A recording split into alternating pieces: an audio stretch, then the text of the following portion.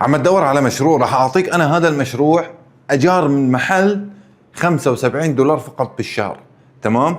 هذا المشروع يعني كل الناس فينا تشتغل فيه. تمام؟ الزلمه بده يبيع. ليش؟ سبب البيع راح اعطيك اياه مباشره. العمال ما يلتزموا، وصاحب العمل مانو متفرغ. الزلمه عنده جامعه. تمام؟ هي حطيناها على جنب ونفوت هلا بالموضوع اللي هو كافيه بمدينه ادلب عند دوار الخوذه محلها، بشارع المركز الثقافي على الشارع الرئيسي.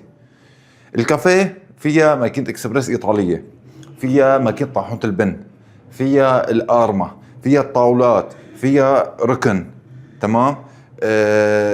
كل شيء بيتطلب المحل موجود. الرفوف، الطاولة، البرادات، المرايا. راح اعطيك محل اجاره بالشهر 75 دولار.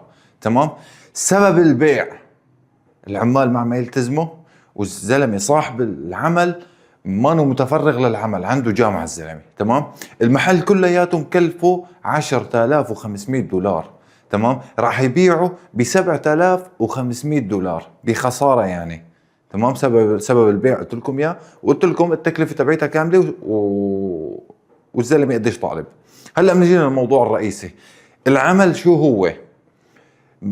محل قهوه اكسبريس، الارما موجوده، ماكينه اكسبريس ايطاليه موجوده، نوع اول طبعا، طاحونه البن موجوده، الرفوف، الطاولات، الكراسي، المرايا. عندك 3 مرايا او مرايتين كمان من هدول المزغرفين اللي تقال.